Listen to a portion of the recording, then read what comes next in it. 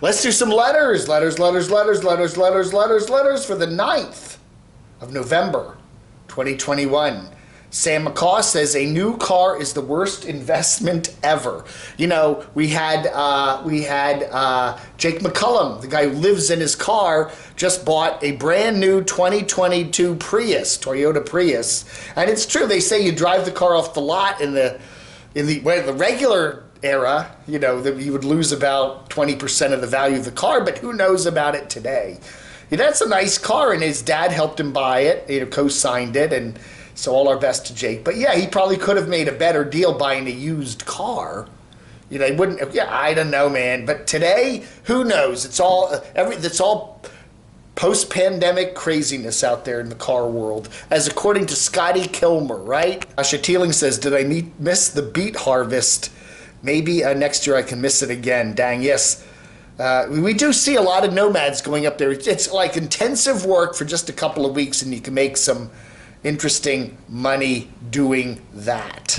Truly Canadian says CVK bought a pet carrier for his bike and installed it as per the instructions. He also showed how he fastened Tucker in to make sure he was secure. The carrier is built for a pet to ride on a bike. Stop making a big deal about something that is clearly being used by a lot of pet owners. Again, I never thought it was particularly safe for people.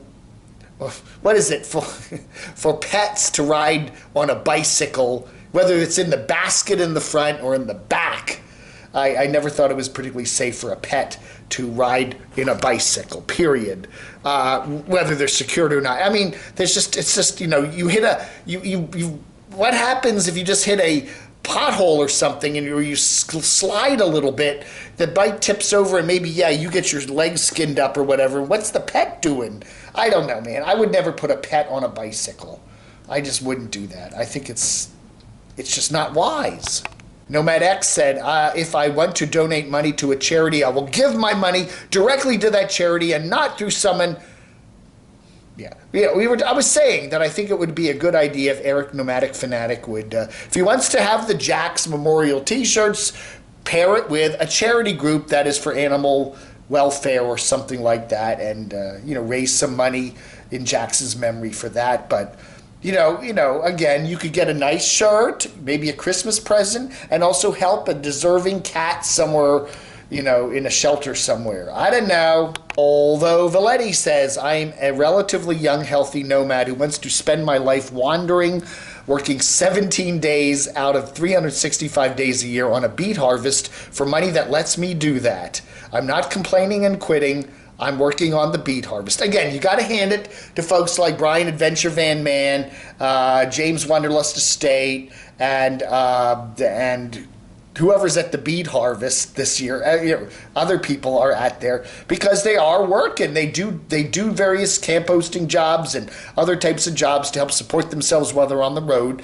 And they may make some money on YouTube, but that's not their only source of income, and they're smart people. RV Chris says the 2022 Jeep Wrangler is what I should buy. Available in the Camo Dave Edition, rooftop tent, and pack rat ready. They should be marketing vehicles out in Arizona. Pack rat ready, right? We were talking about Nomadic Fanatic getting another cat. Kluski the Creeper says, you've got to be kidding me. Funny stuff there. Coastal Kev says 2 or 3 weeks of picking beets in 23-degree weather, that's Fahrenheit. Sign me up. You know you could work in the orange groves in sunny Florida. Yeah, I don't know. Bundle up there. Billy says, I read a certain post yesterday that was spot on. You know who that we don't talk about. Runs his channel like a TV show.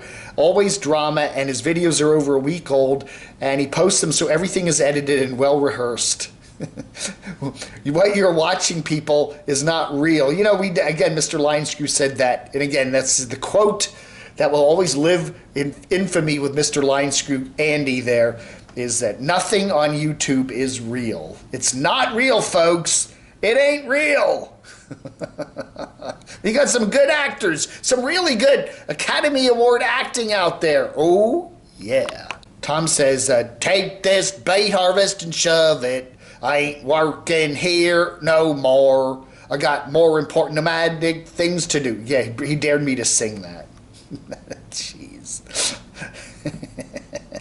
And finally, Gamer in a Van says, I get you. He is in a vulnerable state right now, you know, who we don't talk about here. He lost his dear friend. He's not quite thinking everything out, right? And he's also mad at a company.